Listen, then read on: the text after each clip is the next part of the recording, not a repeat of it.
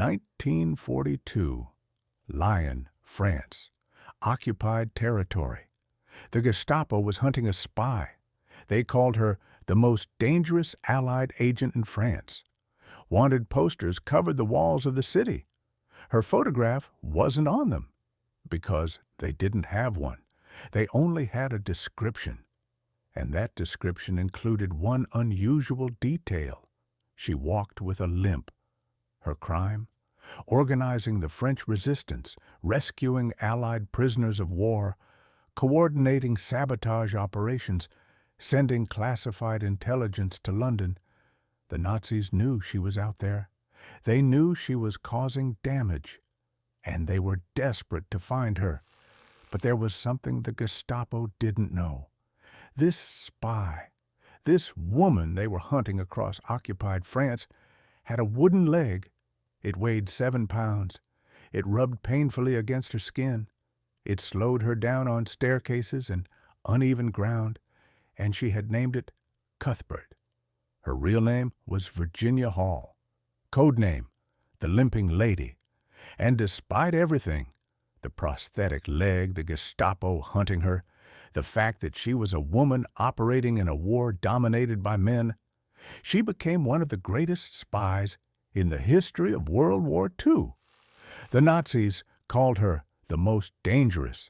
The Americans gave her the Distinguished Service Cross, their second highest military honor for valor.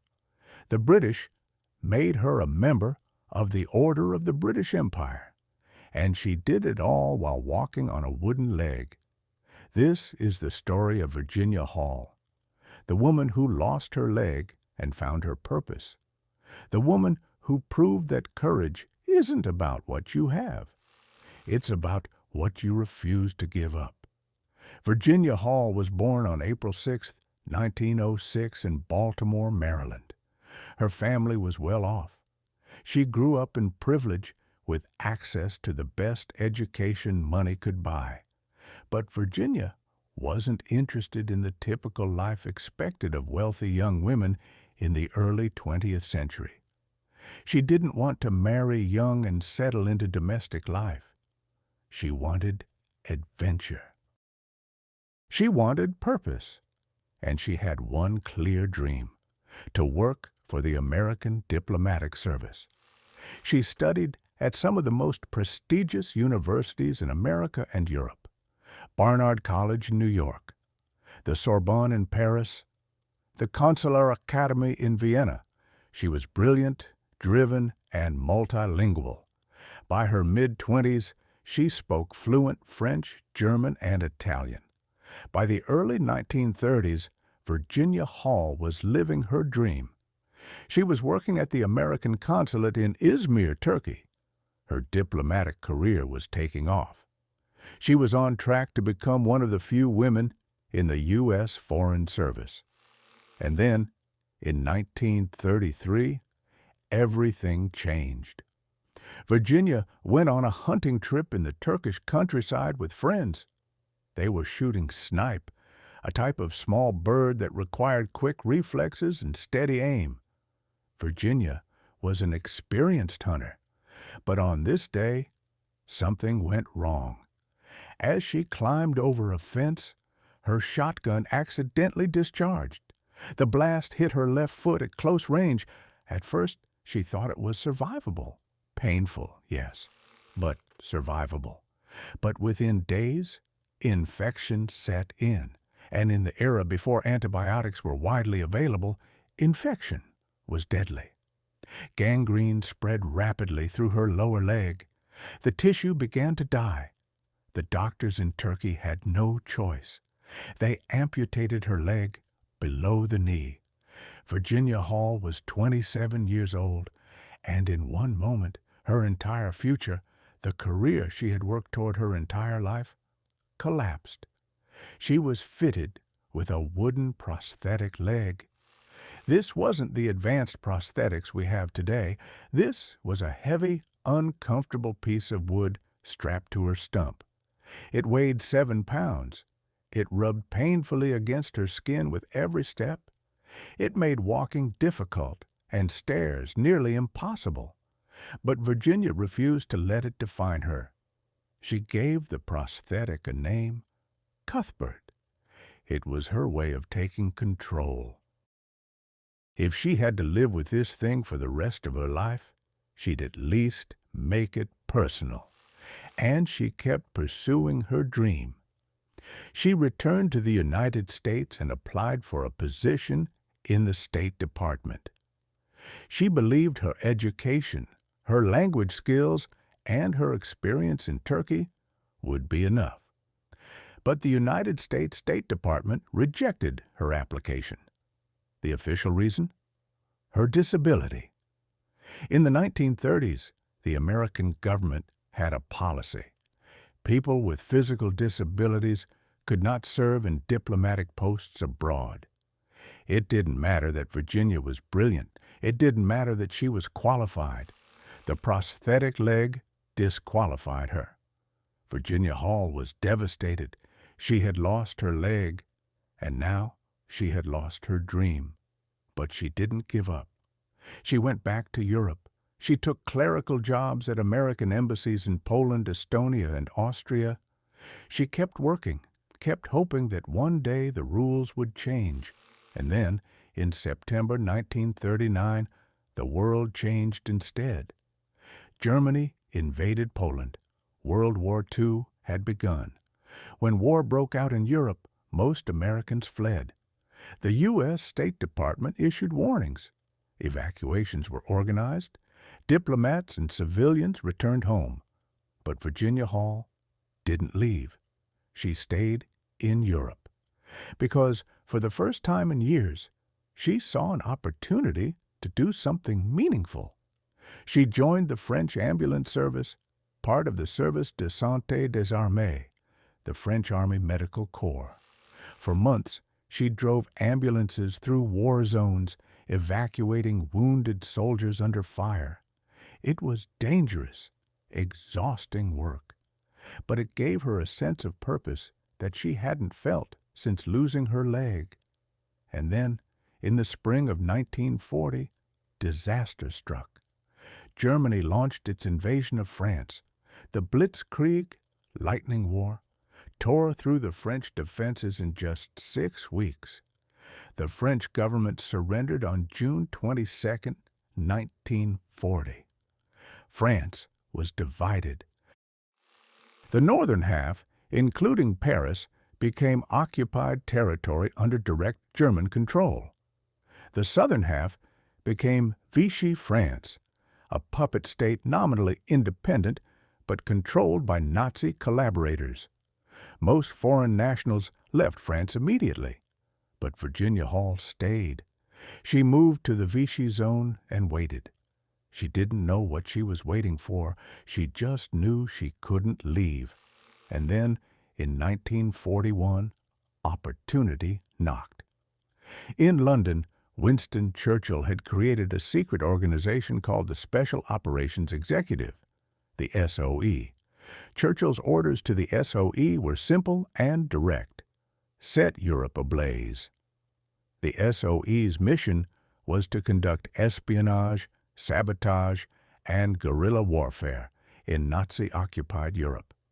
They would parachute agents behind enemy lines to organize resistance movements, gather intelligence, and cause as much chaos as possible. The SOE needed people who could blend into occupied Europe, people who spoke the languages fluently, people who had the courage to operate in constant danger, and they were willing to recruit women. This was revolutionary. In the 1940s, intelligence agencies were male-dominated. Women were secretaries, clerks, code breakers, but rarely field agents. The SOE broke that rule. They believed women could move through occupied territory with less suspicion than men. Virginia Hall was perfect. She was an American, which gave her some protection under international law. She spoke perfect French. She knew the country, and she was desperate for a chance to serve. The SOE recruited her in the spring of 1941. She traveled to England for training. For weeks, She learned codes, weapons handling, survival tactics, and tradecraft. She learned how to forge documents, organize supply drops, and evade capture. And in August 1941, she was ready. Her cover story was simple.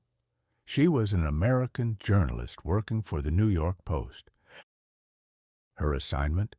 Travel to Lyon, France, and report on life in Vichy, France. But her real mission was far more dangerous. Build a spy network, organize the resistance, and do it without getting caught. Virginia Hall arrived in Lyon in late August 1941. And from the moment she stepped off the train, her war began. Lyon was the second largest city in France. Before the war, it had been a center of culture and commerce. Now, under Vichy rule, it was something else, the beating heart of the French resistance. Virginia Hall arrived with her journalist credentials and a wooden leg. To anyone watching, she was just another foreign correspondent trying to make sense of occupied France. But within weeks, she had begun building a spy network. She called it Heckler. Her recruitment strategy was brilliant. She didn't approach obvious resistance fighters. Instead, she targeted ordinary people, shopkeepers who could pass messages, railway workers who could report on German troop movements, teachers who could hide documents, farmers who could provide safe houses.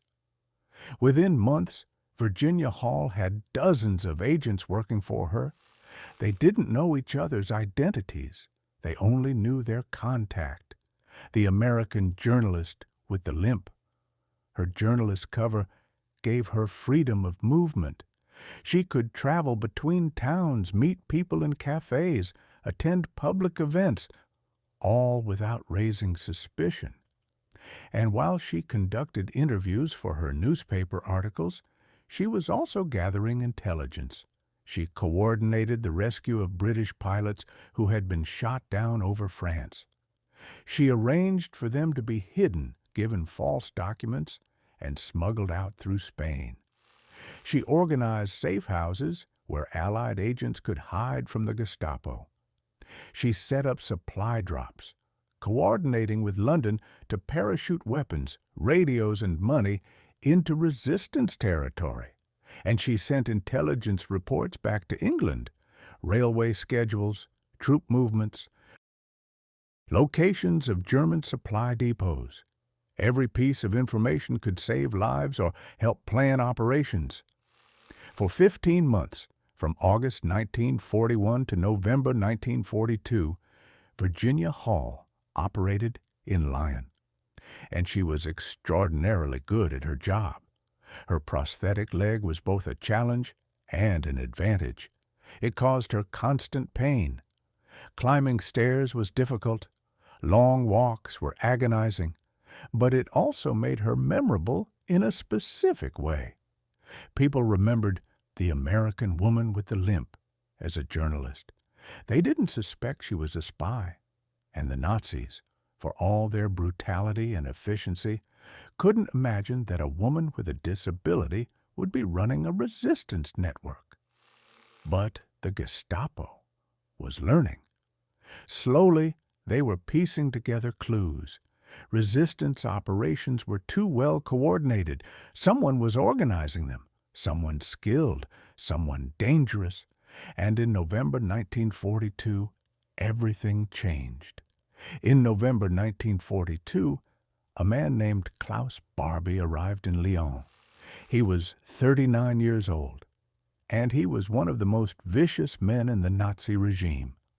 Klaus Barbie was the new chief of the Gestapo in Lyon. He had been handpicked for the assignment because of his ruthlessness.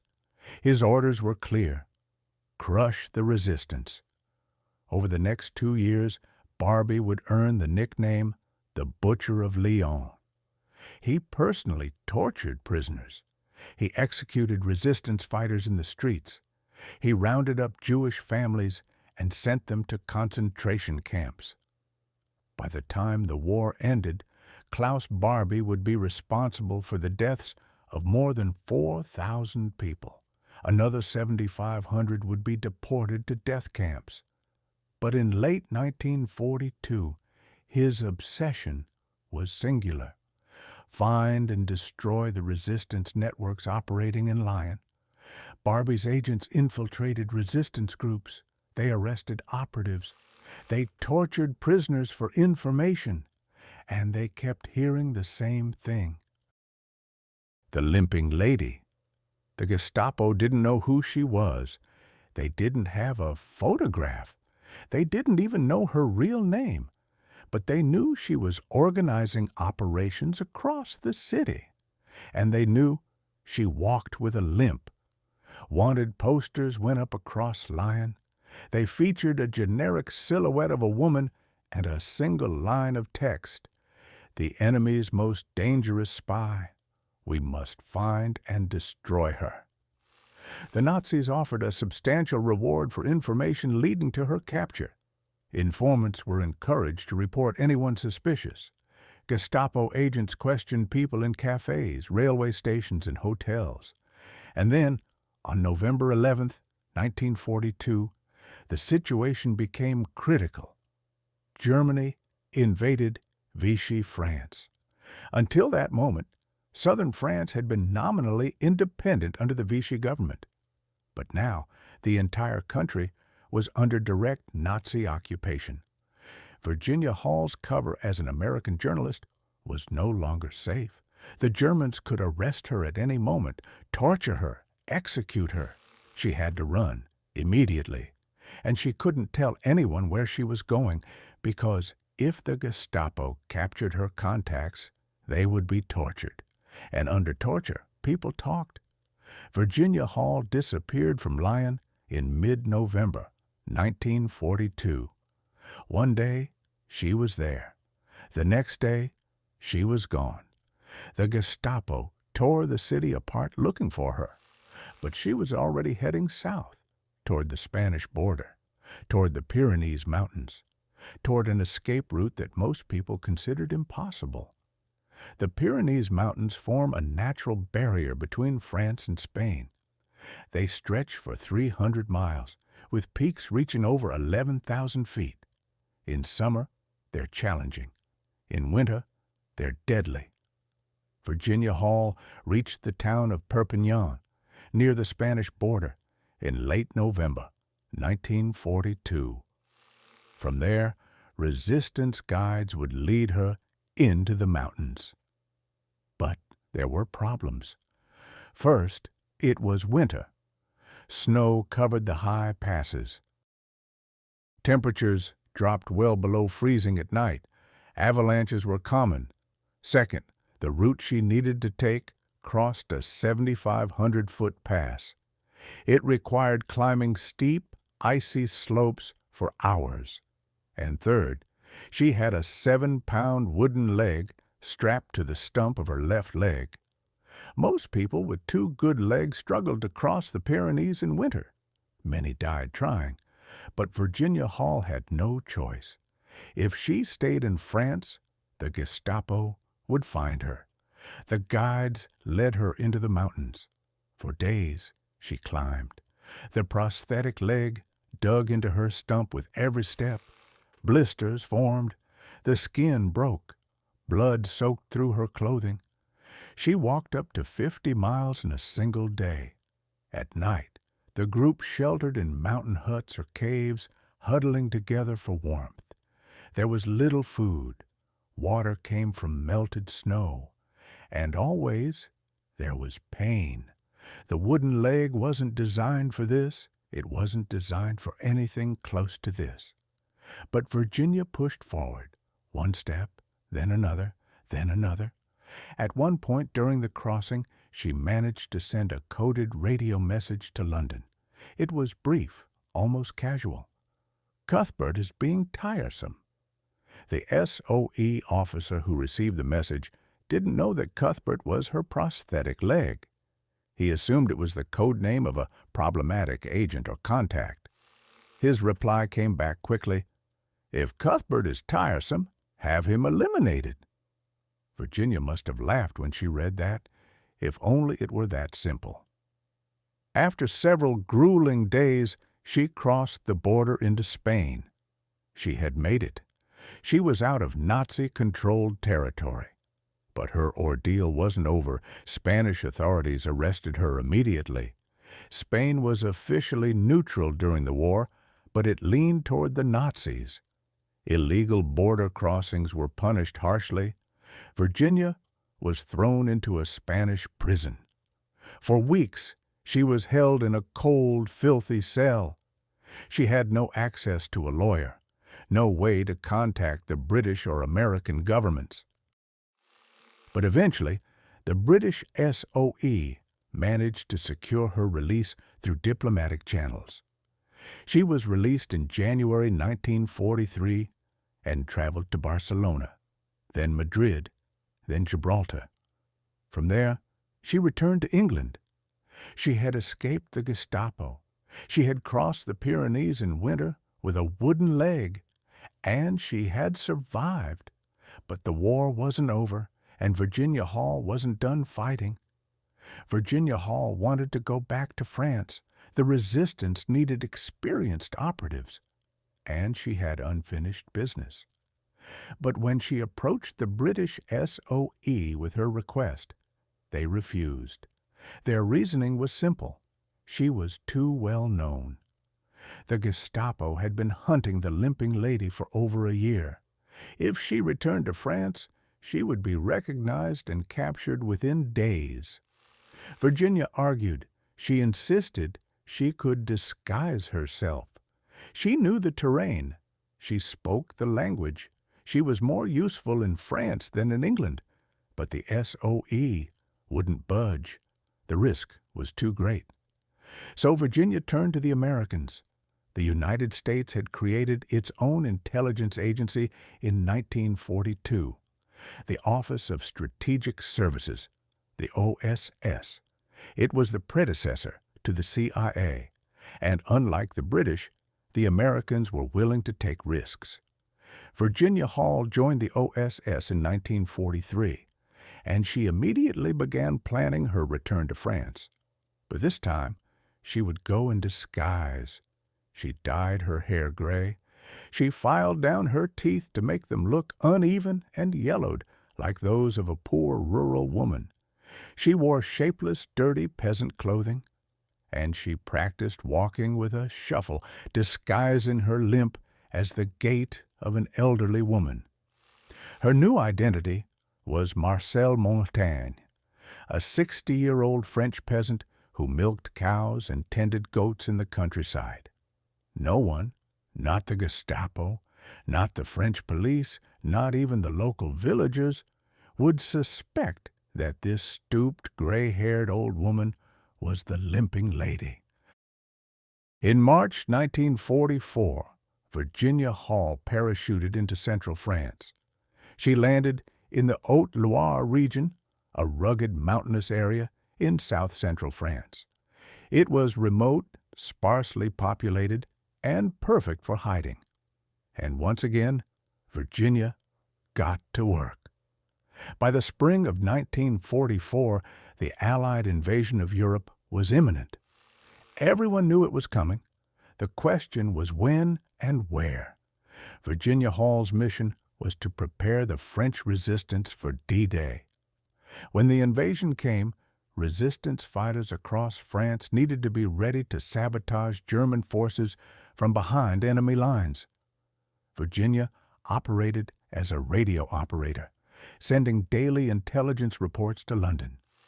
She coordinated supply drops, guiding Allied planes to drop zones where weapons, ammunition, and equipment could be parachuted in, and she trained fighters.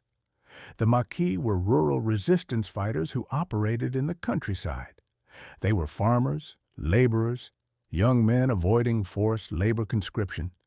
Many had never held a weapon before. Virginia Hall organized them. She recruited leaders, she coordinated operations, and over the course of several months, she built 3 full battalions, roughly 1,500 fighters. She taught them how to use rifles, machine guns, and explosives. She trained them in ambush tactics, sabotage techniques, and guerrilla warfare. She coordinated their activities with Allied command in London, and when D-Day came on June 6, 1944, those fighters went into action. They cut German telephone lines, isolating Nazi units from their command. They destroyed railway bridges, preventing German reinforcements from reaching Normandy. They ambushed supply convoys, destroying fuel trucks and ammunition transports. The Nazis were still hunting the limping lady, but they had no idea that the elderly peasant woman shuffling through the countryside, milking cows and tending goats, was her. Virginia Hall moved constantly. She never stayed in one place for more than a few days. She slept in barns, safe houses, and mountain shelters. She traveled on foot through forests and across fields, always staying ahead of German patrols. And she kept fighting. By late summer 1944, France was being liberated. Allied forces pushed inland from Normandy. The Germans were retreating, and the resistance fighters that Virginia Hall had trained played a crucial role in that victory. But even as liberation came, Virginia remained in the shadows. She didn't celebrate in the streets. She didn't reveal her identity.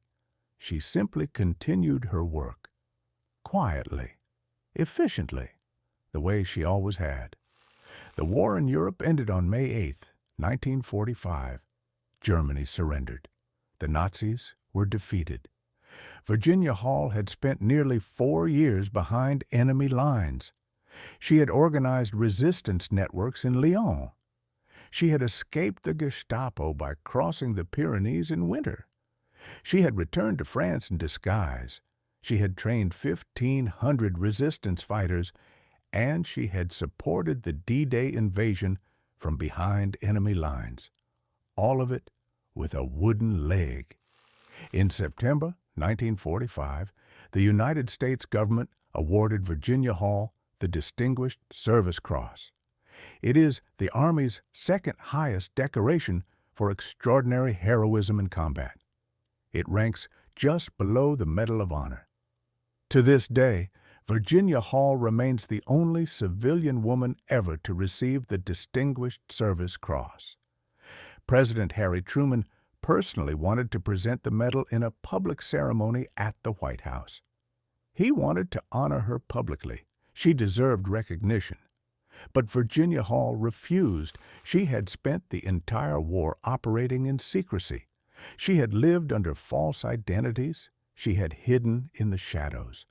And she didn't want to step into the spotlight now. Instead, the award was presented privately in a small office ceremony.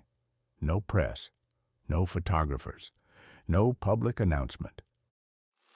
The citation read, "Miss Virginia Hall displayed rare courage, perseverance, and ingenuity.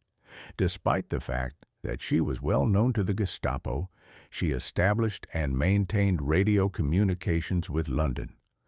She coordinated resistance activities in preparation for and after the Allied invasion. Her efforts contributed materially to the successful operations of the resistance forces." The British government also honored her.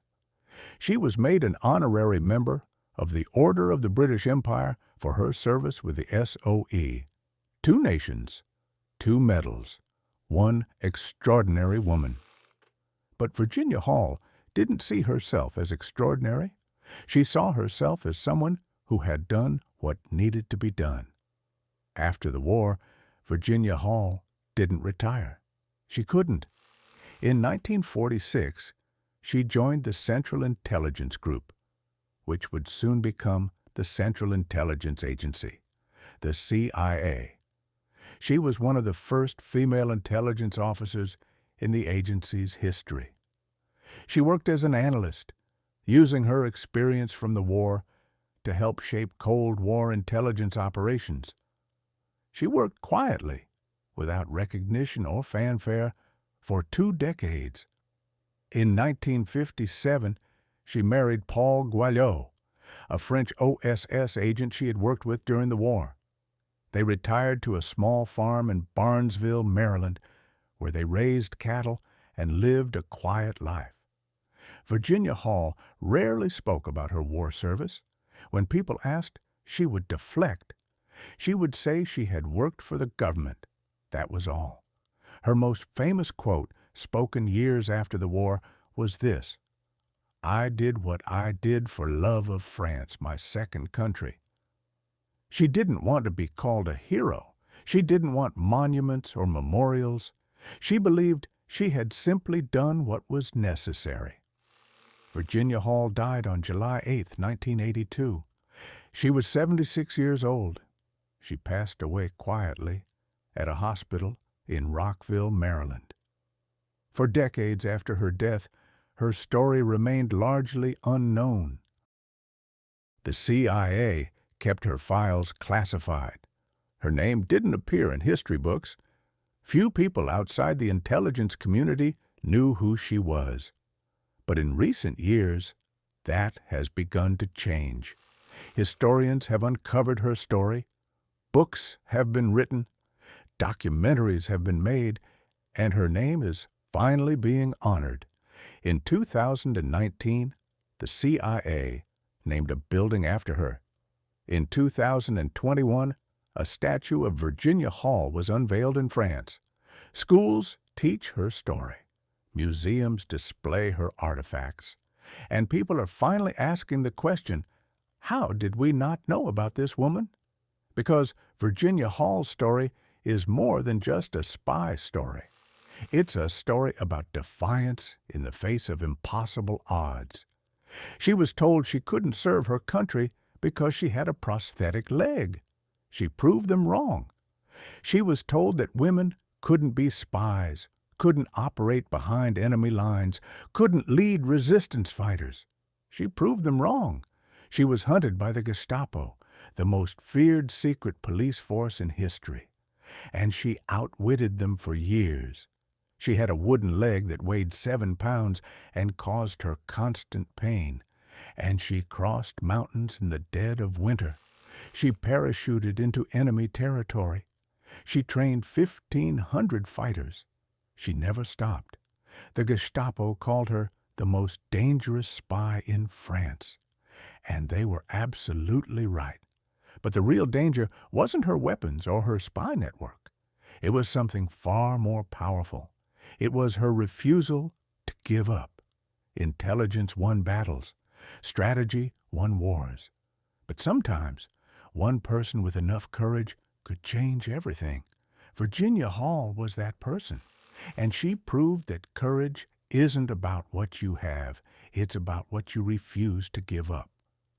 But Virginia Hall wasn't the only woman who fought in the shadows during World War II. There were dozens of female spies who parachuted into occupied Europe. Many were captured. Many were tortured. Many were executed.